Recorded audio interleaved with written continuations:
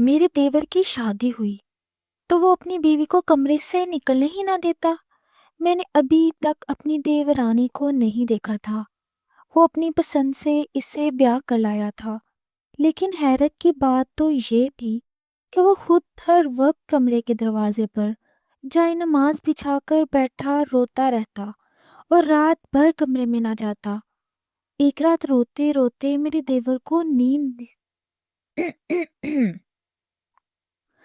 ایک رات روتے روتے میرے دیور کو نیند لگ گئی تو میں موقع دیکھ کر چپکے سے اس کے کمرے میں چلی گئی، اور یہ دیکھ کر میرے ہوش اڑ گئے کہ میری دیورانی تو رات کے 10 بجے تھے۔ میں اپنے کمرے میں لیٹی ہوئی تھی۔ میرے شوہر کب کے نیند کی آغوش میں جا چکے تھے۔ مجھے ان پر بہت پیار آ رہا تھا اور میں ان کے چہرے کی معصومیت کو دیکھ رہی تھی۔ وہ ہم سب کا کتنا خیال رکھتے اور سارا دن محنت کرتے تھے۔ رات کو جب تھکے ہارے واپس آتے تو میرے پاس اتنا وقت ہی نہ ہوتا کہ میں چند گھڑیاں ان کے پاس بیٹھ کر ان سے پورے دن کا حال احوال لے سکوں، یا چند پیار بھری باتیں کر کے ان کی تھکان کا بوجھ ہلکا کر سکوں۔ ہم دونوں کی محبت کی شادی تھی، لیکن دونوں ہی ذمہ داریوں کے بوجھ تلے ایسے دب گئے تھے کہ ایک دوسرے کو محبت دینے کا وقت ہی نہ ملتا تھا۔ میں نے آرام سے اپنا ہاتھ شوہر کے بالوں میں پھیرا تو وہ نیند میں ہی میرا لمس محسوس کرنے لگے۔ ان کے چہرے پر ہلکی سی مسکراہٹ پھیل گئی، جو دیکھ کر میرا دل خوشی سے باغ باغ ہو گیا۔ جی چاہا کہ ان کی اس مسکراہٹ پر قربان ہی ہو جاؤں۔ میں نے آگے بڑھ کر ان کا ماتھا چومنا چاہا، تبھی باہر سے آتے ہوئے شور پر میں چونک کر بیڈ سے اٹھ کھڑی ہوئی۔ وہ آواز میرے دیور کی تھی، جو نہ جانے کس بات پر اتنا طیش میں آ گیا تھا کہ اسے گھر میں موجود لوگوں کے آرام کا خیال تک نہیں آیا تھا۔ میں نے ایک نظر اپنے سوتے ہوئے شوہر پر ڈالی، جو ابھی بھی گہری نیند میں تھے، پھر جلدی سے حالات کا جائزہ لینے کمرے سے باہر نکل آئی تو میرا دیور اپنی ماں اور بہن سے کسی بات پر بحث کر رہا تھا۔ میرا ان سب کے بیچ میں بولنا بنتا تو نہیں تھا، لیکن مجھے اپنے شوہر کے آرام کی فکر تھی، اس لیے میں نے آگے بڑھ کر دیور سے کہا، کیا مسئلہ ہے؟ کیوں اتنا شور کر رہے ہو؟ اپنے بھائی کا تھوڑا خیال کر لو، وہ صرف رات میں ہی تو گھر آتا ہے، اسے آرام کی ضرورت ہے۔ میری بات سن کر دیور کا غصہ کچھ ٹھنڈا ہو گیا تھا۔ ابھی وہ چپ ہوا ہی تھا کہ ساس نے آگے بڑھ کر میرے کندھے سے پکڑ کر مجھے دور ہٹایا اور کمرے کی طرف دھکیلتے ہوئے بولی، میرے ایک بیٹے پر تم اپنا کالا سایہ ڈال چکی ہو، اب کیا دوسرے پر بھی قبضہ کرنے کا ارادہ ہے؟ میں ہکی بکی انہیں دیکھتی رہ گئی کہ میں نے تو صرف اپنے شوہر کے آرام کی بات کہی تھی، ایسا کیا ہو گیا جو ساس مجھ پر ہی بھڑک پڑی ہے؟ میں نے سوالیہ نظروں سے دیور کی طرف دیکھا، کیونکہ ابھی تک میں اس معاملے سے انجان تھی کہ آخر یہ لوگ کس بات پر جھگڑ رہے تھے۔ تبھی دیور نے آگے بڑھ کر مجھے کہا، بھابھی اماں کو سمجھاؤ نا، وہ مجھے اپنی پسند کی لڑکی سے شادی کرنے دیں، میں اس سے بہت محبت کرتا ہوں۔ اگر میری شادی اس سے نہ ہوئی اور وہ بیاہ کر کہیں اور چلی گئی تو آپ لوگ میری زندگی سے بھی ہاتھ دھو بیٹھیں گے۔ میرے دیور کی بات سن کر میں ڈر گئی کہ کہیں سچ میں وہ جذبات میں آ کر کوئی بڑا قدم نہ اٹھا لے جس سے ہم سب کو عمر بھر کا پچھتاوا رہ جائے گا۔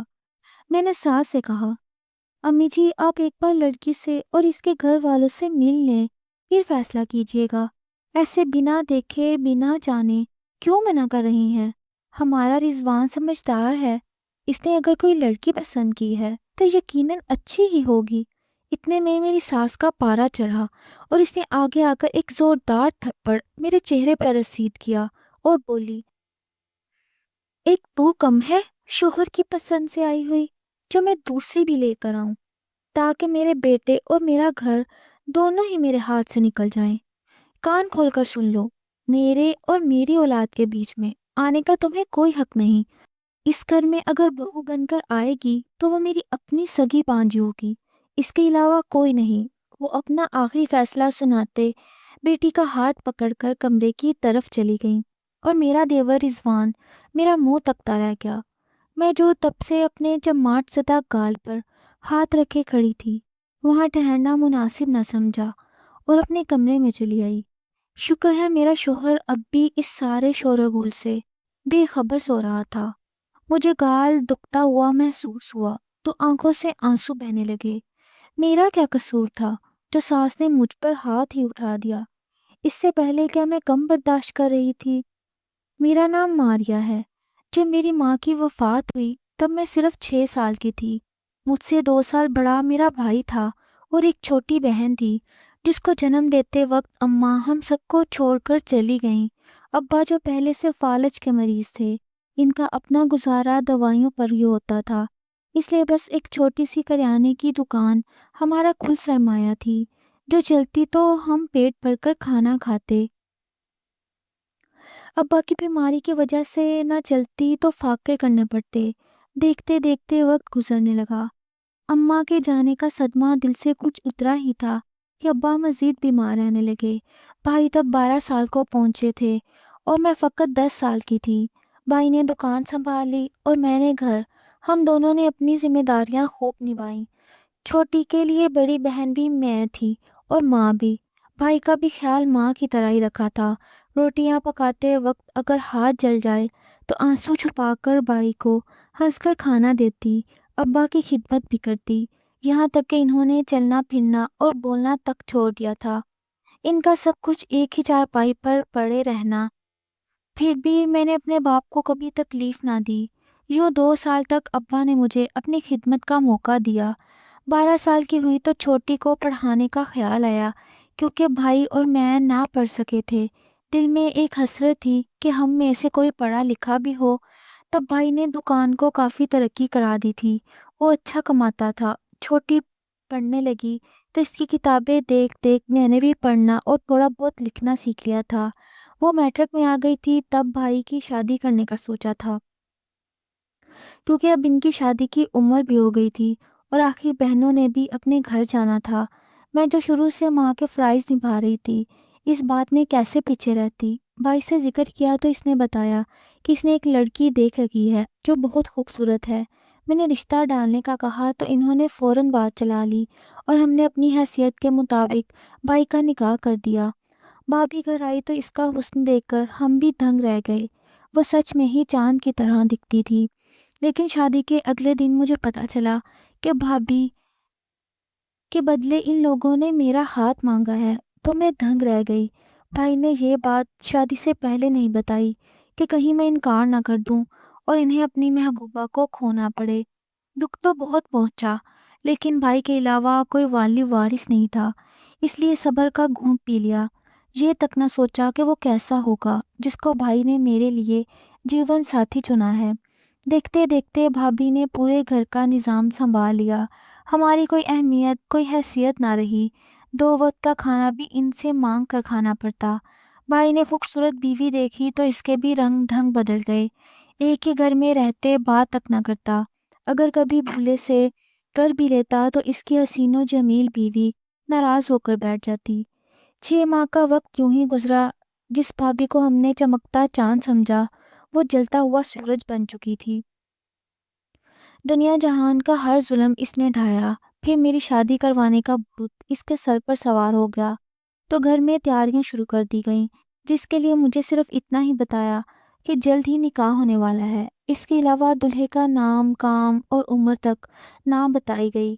نکاح سے ایک دن پہلے بھابھی کے گھر والے ہمارے گھر آ گئے۔ اگلے دن نکاح تھا۔ مجھے بھی چاہ تھی کہ اپنا دلہا دیکھ سکوں، لیکن ابھی تک اس کا پتہ نہیں تھا۔ صرف اور صرف بھابھی کی ایک پھپھو اور ان کے والد ہی آئے تھے۔ بھابھی کے والد بھی ابا کے جیسے فالج کے مریض تھے، لیکن ان کی حالت ابا سے کچھ بہتر تھی کیونکہ یہ پیسے والے لوگ تھے۔ اچھا علاج اور خوراک ان کو میسر تھی، جس کی وجہ سے صحت مند دکھتے تھے۔ اگلے دن مجھے نکاح کا جوڑا دیکھ کر تیار ہونے کا کہا گیا۔ بھائی نکاح خوان اور گواہان کو بندوبست کرنے گھر سے نکلے تو چھوٹی بہن دوڑتی میرے پاس کمرے میں آئی، جہاں میں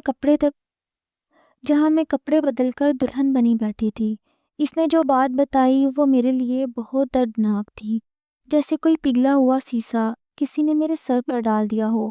میرا پورا وجود یوں جل کر راکھ ہو گیا تھا۔ بھائی کی اس ناانصافی کے فیصلے سے مجھے شدید دکھ پہنچا تھا، لیکن اب وہ ہماری بات تک نہ سنتا تھا۔ میں انکار کا سوچ بھی نہیں سکتی تھی جب چھوٹی نے کہا تمہارا دلہا اور کوئی نہیں بلکہ بھابھی کا والد ہی ہے۔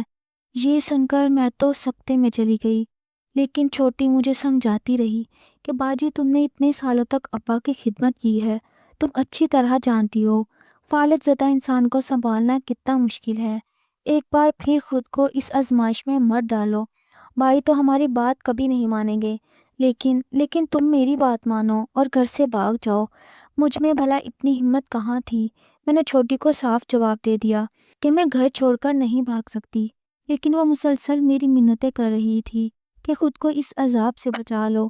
ساری زندگی تم نے ہم لوگوں کی خدمت کی ہے، اب اگر تمہاری زندگی آباد ہونے کا وقت آ رہا ہے تو خود کو اس بڈھے کے حوالے مت کرو۔ بھائی اور بھابھی صرف اور صرف اپنے لالچ کے تحت تمہاری شادی اس کے ساتھ کر رہے ہیں تاکہ چند سال بعد وہ مر جائے اور ساری دولت ان کے ہاتھ لگ جائے۔ بیچ میں تم کو صرف قربانی کا بکرا بنایا جا رہا ہے۔ چھوٹی کی باتیں میرے دماغ پر اثر کرنے لگی تھیں، لیکن مجھے فکر تھی اگر میں چلی گئی تو کہیں وہ دونوں چھوٹی کا ہی نکاح نہ کر دیں۔ لیکن اس نے مجھے تسلی دی کہ میں پڑھی لکھی ہوں، ایسے حالات کا سامنا کرنے کی ہمت ہے مجھ میں۔ اگر میرے ساتھ ایسا کچھ کرنے کا کہا تو پولیس کا کہہ کر میں خود کو بچا لوں گی۔ تم بہت معصوم ہو، تم چلی جاؤ۔ اس نے یہ کہہ کر مجھے بھابھی کی کا ٹوپی والا برقع لا دیا اور میں نے ساری ہمت جوڑ کر آخر وہ گھر چھوڑ دیا۔ مجھے نہیں پتا تھا کہ مجھے کہاں جانا ہے، کس کا سہارا لینا ہے، بس ابھی خود کو اس آگ میں جلنے سے بچا کر بھاگ نکلی تھی۔ میں زیادہ کہیں باہر آتی جاتی تک نہ تھی، اس لیے مجھے شہر کی گلیوں اور راستوں کا بھی ٹھیک سے پتہ نہیں تھا۔ پھر بھی چلتے چلتے میں مین روڈ تک آ پہنچی تھی، لیکن ٹریفک کا اندازہ نہ ہونے اور ٹوپی والے برقعے کی وجہ سے میں ایک گاڑی سے بری طرح ٹکرا گئی تھی۔ اس گاڑی سے ٹکرانے کے بعد مجھے کچھ ہوش نہیں تھا، مجھے کیا ہوا اور میں کہاں گئی تھی۔ بس آنکھ کھلی تو خود کو میں نے ایک ہسپتال میں پایا تھا، جہاں میرے آس پاس تک کوئی نہیں تھا۔ سر پر اور کمر میں گہری چوٹیں لگنے کی وجہ سے میں ہلنے سے بھی قاصر تھی۔ 2 دن شدید درد اور دکھ کی حالت میں رہنے کے بعد تیسرے روز مجھ سے کوئی ملنے آیا تھا۔ یہ چہرہ میرے لیے بالکل اجنبی تھا۔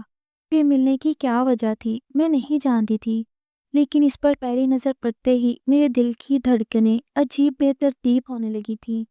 میں اسے دیکھ کے کچھ پل کے لیے اپنے درد بھول چکی تھی۔ وہ آ کر میرے پاس کھڑا ہوا تھا اور مجھ سے ہی مخاطب ہوا۔ میری طبیعت پوچھنے کے بعد یہ راز بھی پھر اس نے خود ہی کھولا تھا کہ وہ گاڑی اسی کی تھی جس سے میرا ایکسیڈنٹ ہوا تھا۔ وہ میرے علاج کا سارا خرچہ دینے کے لیے تیار تھا۔ میں مسلسل 2 ہفتے اسپتال داخل رہی تھی۔ وہ ہر روز میری طبیعت پوچھنے آ جاتا تھا، میرے ساتھ کچھ وقت گزارتا تھا۔ وہ بہت باتیں کرتا، کبھی اپنی باتوں سے مجھے ہنسا دیتا تو کبھی جذباتی کر دیتا تھا۔ مجھے اس کا بولتے رہنا بہت اچھا لگتا تھا۔ کئی بار اس نے میرا گھر اور اتا پتہ پوچھا، لیکن میں کچھ نہ کہہ پاتی اور اس کے اس سوال پر خاموش ہو جاتی تھی۔ پھر جب ڈاکٹروں نے گھر لے جانے کا کہا تو اس نے میرے گھر کا پتہ پھر پوچھا۔ جواب میں میری آنکھوں میں بس آنسو ہی نکلے تھے۔ میں نے اسے اپنی ساری کہانی بتائی تھی، بچپن سے لے کر جوانی کے اس دن تک جو مجھ پر گزرا تھا۔ میں نے ہر چیز اس اجنبی کے سامنے رکھتی تھی۔ نہ جانے کیوں ان 2 ہفتوں میں اس سے ملنے والی توجہ نے میرے اندر اتنی ہمت پیدا کر دی تھی کہ میں جو دکھ درد کبھی کسی سے نہ بانٹتی تھی اسے بتا دیے تھے۔ یہ میری ہمت تھی یا اس کا حسن سلوک میں نہیں جانتی تھی، لیکن جس طرح اس نے میرا خیال رکھا تھا ایسی توجہ مجھے کبھی نہ ملی تھی، اس لیے ہی میں یہ سب اس کے سامنے بیان کر پائی تھی۔ آخر کار ہسپتال سے نکلنا ہی تھا۔ وہ مجھے اپنی گاڑی میں بٹھا کر اپنے گھر لے کر آیا تھا۔ میں اس وقت بھی کافی تکلیف میں تھی، لیکن اب پہلے سے کچھ بہتر تھی۔ میرے گھر میں داخل ہوتے ہی اس کی ماں اور بہن نے عجیب طریقے سے کھا جانے والی نظروں سے مجھے گھورا تھا، لیکن اس کا گھر میں کافی دبدبہ تھا۔ وہ اس گھر کا اکیلا کماؤ پوت تھا، اس لیے گھر والوں نے بہت زیادہ بحث نہیں کی تھی۔ اس نے ماں کو بتایا کہ اس کی گاڑی سے میرا ایکسیڈنٹ ہوا ہے، اس لیے مکمل ٹھیک ہو جانے تک میں یہاں ہی رہوں گی۔ بات تو عجیب تھی لیکن اس کی مرضی کے مطابق سب چپ رہے تھے۔ مجھے کمرہ رہنے کے لیے دے دیا گیا تھا، جہاں کبھی کبھی اس کی ماں تو کبھی بہن مجھے کھانا دے کر جاتے تھے۔ شام کو وہ گھر آتا تو میرے ساتھ کچھ دیر بیٹھ جاتا تھا، کبھی دوائیاں تو کبھی پھل لے کر آتا جو اس کے گھر والوں کو بہت کھٹکتا تھا۔ اس کی ماں اور بہن دروازے کے پاس چکر ہی لگاتی رہتی تھی۔ آخر کار میں مکمل صحت یاب ہو گئی تو گھر کے صحن تک نکلنے لگی تھی۔ اب اس کی امی ہر روز ہی میرے جانے کا پوچھتی رہتی۔ ایک روز میں سب کو بنا بتائے گھر سے نکل پڑی، کیونکہ اب روز روز کے سوال مجھ سے برداشت نہ ہوتے تھے۔ تو سامنے سے وہ آ رہے تھے۔ انہوں نے مجھے باہر جاتے دیکھ لیا اور واپس گھر لے جا کر یہ اعلان کر دیا کہ وہ مجھ سے نکاح کرنے والے ہیں۔ یہ بات گھر والوں کو بہت بری لگی تھی، لیکن ہم دونوں جانتے تھے ہمیں محبت ہونے لگی تھی۔ اگلے روز سادگی کے ساتھ ہمارا نکاح ہوا تو میں ہمیشہ کے لیے اس گھر کی ہو کر رہ گئی۔ میرے شوہر نے شادی شدہ زندگی میں مجھے بہت سارا پیار اور زندگی کی ہر سہولت دی تھی، لیکن ساتھ ہی مجھ پر گھر کے کاموں کا سارا بوجھ ساس نے ڈال دیا تھا۔ وہ دونوں ماں بیٹی اب مجھے کام کرتا دیکھ کر بس نقص نکالتی رہتی، لیکن میں اپنی گزری زندگی کو یاد کر کے ہر چیز پر صبر کر لیا کرتی۔ گھر کا سارا خرچہ شوہر پر تھا، اس لیے وہ پورا پورا دن محنت کرتے اور رات میں ہی گھر آتے۔ تب میں انہیں پریشان نہ کرنا چاہتی، اس لیے کبھی کسی کی شکایت نہ لگائی تھی۔ لیکن آج حد ہو گئی تھی۔ ساس نے مجھ پر ہاتھ تک اٹھا دیا تھا، جبکہ میرا کوئی قصور نہیں تھا۔ 5 سال سے ساس اور نند نے اپنی جلی کٹی سے میرا اتنا دل جلایا تھا کہ اگر شوہر مجھے کبھی ڈاکٹر کے پاس بچے کے لیے علاج کروانے لے جاتے تو ڈاکٹر کہتے کہ خوش رہیں، ماحول تبدیل کریں، لیکن میں پھر بھی صبر ہی کرتی۔ میری آنکھوں سے آنسو ٹپک رہے تھے، تبھی شوہر کی آنکھ کھل گئی۔ انہوں نے وجہ پوچھی تو میں نے جھوٹ کہہ دیا کہ ماں کی یاد آ رہی ہے، اور انہیں باہر ہونے والی کوئی بات نہ بتائی۔ انہوں نے مجھے سینے سے لگایا اور بہت پیار سے سمجھانے لگے، پھر سکون سے گہری نیند سو گئی۔ اگلی صبح ہم دونوں بہت خوشگوار موڈ میں کمرے سے باہر آئے تو یہ دیکھ کر ہوش اڑ گئے کہ میری ساس سر کو پکڑ کر رو رہی تھی۔ شوہر نے آگے بڑھ کر رونے کی وجہ پوچھی۔ اس نے بتایا میرا دیور کل رات گھر چھوڑ کر چلا گیا ہے۔ یہ سن کر ہم بھی بہت پریشان ہو گئے۔ اس دن میرے شوہر کام پر بھی نہ گئے اور ہر جگہ جہاں کوئی امید تھی فون کر کے پوچھنے لگے، لیکن اس کا کہیں پتہ نہیں تھا۔ دوپہر تک ساس کا رو رو کر برا حال ہو چکا تھا۔ میں اور نند بس خیریت کی دعائیں کر رہے تھے۔ میرے شوہر کام پر بھی نہ گئے تھے، صبح سے بائی کو ڈھونڈنے میں لگے تھے۔ عصر کے قریب دروازے کی گھنٹی بجی تو میں نے فوراً جا کر گیٹ کھولا۔ سامنے میرا دیور کھڑا تھا، اس کے سامنے اور اس کے ساتھ اونگٹ لپیٹے ہوئے ایک لڑکی جو یقیناً اس کی دلہن تھی۔ یہ دیکھ کر میں دنگ رہ گئی۔ وہ اپنی ماں کی مرضی کے خلاف جا کر نکاح کرایا تھا۔ میں نے کچھ نہ بولا اور سامنے سے ہٹ کر ان دونوں کو راستہ دیا تھا۔ میری ساس کی نظر جیسے ہی بیٹے پر پڑی، وہ اچھل کر اسے گلے لگانے کے لیے بڑھی تھی، لیکن 2 قدم چل کر ہی اس نے نئی دلہن پر بھی نظر آ گئی تھی۔ پھر تو اس نے بیٹے کو گلے لگانے کے بجائے ایک زوردار تھپڑ مار دیا تھا اور ناراض ہو کر اس سے اپنا رشتہ ختم کر دیا تھا۔ وہ بولی آج سے تو نہ میرا بیٹا نہ میں تیری ماں ہوں، سمجھ لینا کہ تیری ماں مر گئی۔ دیور یہ الفاظ سنتے ہی ماں کے قدموں میں گر کر معافی مانگنے لگا، لیکن اس کی ماں اور بہن اس کے سامنے سے ہٹ کر اندر چلی گئیں۔ میرے دیور اور اس کی بیوی کی زندگی کی پہلی شروعات تھی، لیکن چاہتے ہوئے بھی میں ان کا استقبال نہیں کر سکتی تھی۔ مجھے کل رات اس معاملے میں بولنے پر ساس کی کہیں باتیں یاد تھیں، اس لیے میں جلدی سے اپنے کمرے میں چلی گئی تاکہ اپنے شوہر کو بتا سکوں کہ ان کا بھائی گھر آ گیا ہے۔ وہ جانے کہاں کہاں پریشان ہوتے پھر رہے ہوں گے۔ میں نے فون کر کے بتایا تو ان کی بھی کچھ ٹینشن کم ہوئی، لیکن میں نے اب تک انہیں اس کی شادی کا نہیں بتایا تھا۔ گھر میں آج کھانا تک نہیں بنایا گیا تھا،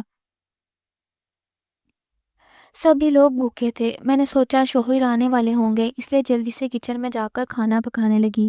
دیور نے دلہن کو کمرے میں بٹھا دیا تھا، تب تک شوہر بھی آ گئے۔ انہوں نے بھائی کو آواز دی اور اس پر غصہ کرنے لگے کہ بنا بتائے کہاں گئے تھے۔ اتنے میں بھی کچن سے باہر آ گئی۔ میری ساس بھی اپنے کمرے سے نکل آئی۔ انہوں نے روتے ہوئے بڑے بیٹے سے شکایت لگائی کہ چھوٹے نے اپنی مرضی سے نکاح کر لیا ہے۔ देवर ने भी कहा कि मैं बहुत वक्त से अम्मा को मनाने की कोशिश कर रहा था। सभी लोग आपस में उलझ पड़े थे। मुझे तो अंदर बैठी दुल्हन की फिक्र हो रही थी। न जाने वो बेचारी इस शोर-गुल से कितनी परेशान हो रही होगी। मेरे शौहर ने सबको रफ़ा दफ़ा किया और मुझे सबके कमरों में खाना पहुंचाने का हुक्म दिया। मैंने सास और नंद को खाना पहुंचाया और देवर के कमरे में जाने लगी। इसने दरवाजे पर ही ट्रे मेरे हाथ से ले ली। मैं अपना और शौहर का खाना कमरे में लेकर गई। वो काफ़ी परेशान और थके हुए थे। मैंने अपने हाथ से इनको नवाला खिलाया तो इनका मूड थोड़ा बेहतर हुआ। फिर इन्होंने बताया कि अम्मा जिस लड़की से इसकी शादी करवाना चाहती थी, वो इसके साथ रिश्ते से शुरू से ही इनकारी थी। लेकिन अम्मा की मुराद मुझसे पूरी ना हुई तो इन्होंने रज़वान के लिए फ़ैसला कर लिया। अब अगर इसने निकाह कर लिया है तो हमारे पास कोई रास्ता नहीं बचता। अब घर आई दुल्हन को घर से निकाल तो नहीं सकते। इन्होंने मुझे तलकीन की कि तुम कोशिश करना अम्मा और रिज़वान की जल्दी सुलह हो जाए। मैंने हामी में सर हिलाया। शौहर ने खुश होकर मुझे गले से लगा लिया। हम दोनों इकट्ठे सो गए। अगले दिन मैं इंतज़ार ही करती रह गई, लेकिन दुल्हन कमरे से बाहर ना निकली। हम में से किसी ने अभी तक इसको नहीं देखा था। इसके बाद 2-3 दिन गुजर गए, लेकिन देवर हर वक्त कमरे के बाहर जाए नमाज पर बैठा रोता और दुआएं करता रहता। मुझे इस पर बड़ा तरस आता कि बेचारे की अभी भी शादी हुई है और वो इतना गमज़दा रहता है। मैं और मेरा शौहर इसे बहुत समझाते, लेकिन वो हमारी ना मानता कि जाकर अपने कमरे में दुल्हन के पास हो जाए। एक रोज़ मैं रात का खाना लेकर जा रही थी कि देखा देवर की आंख चाहे नमाज पर ही लग गई। मैं खाना लेकर अंदर चली गई ताकि देवरानी भी देख सकूं, लेकिन वो भी अपने शौहर ही की तरह चाहे नमाज पर बैठी रो रही थी। मैंने इसके कंधे पर हाथ रखा तो वो सहम गई। मैंने तसल्ली दी कि सब कुछ ठीक हो जाएगा। इसने जब मुड़कर मेरी तरफ देखा तो मेरी रूह फना हो गई। ये तो मेरी अपनी छोटी बहन थी, जिसे मैंने 5 साल बाद देखा था। वो भी बाजी कहते मेरे गले लगकर फूट फूट कर रोने लगी। हम दोनों बहनें इस तरह से फिर मिलेंगे, ये कभी ना सोचा था। हमारी रोने की आवाज़ सुनकर मेरे देवर की भी आंख खुल गई और कमरे में अंदर आ गया। हम दोनों को यूं इकट्ठा रोते देखकर वो भी परेशान हो गया था। मेरी बहन ने खुश होते इसे बताया, जिस बहन की मैं अक्सर तुम्हें बातें बताती थी कि मुझे माँ बनकर पाला था, वो यही है। इतने में मेरे पीछे मेरे शौहर भी इसी कमरे में आ गए और ये बात सुनकर वो भी बहुत खुश हुए। लेकिन अब सबसे बड़ा मसला हमारी सास को मनाना था। फिर मेरे शौहर ने कहा, आखिर हमारी माँ है, कब तक हमसे नाराज़ रहेंगी? चलिए सब साथ चलकर इन्हें मनाते हैं। फिर हम चारों जाकर इनके कमरे में ज़मीन पर इनके कदमों में बैठ गए थे और इनकी मिन्नत की थी कि राज़ी हो जाएं। पहले तो इन्होंने बड़ी सख्ती दिखाई, लेकिन वो छोटे बेटे से मोहब्बत भी बहुत करती थी और जब उठकर इनके गले लग गया तो खुद को रोक ना सकी। बेटे और बहू से राज़ी हो गई तो हम सब बहुत खुश हुए। फिर हम दोनों बहनों ने ये ठान लिया था, इसके बाद कभी इन्हें शिकायत का मौका नहीं देंगे। फिर तो मुझसे भी बढ़कर छोटी इनकी चहेती हो गई थी। हम दोनों पूरे घर के काम करते और सास की बहुत खिदमत करते।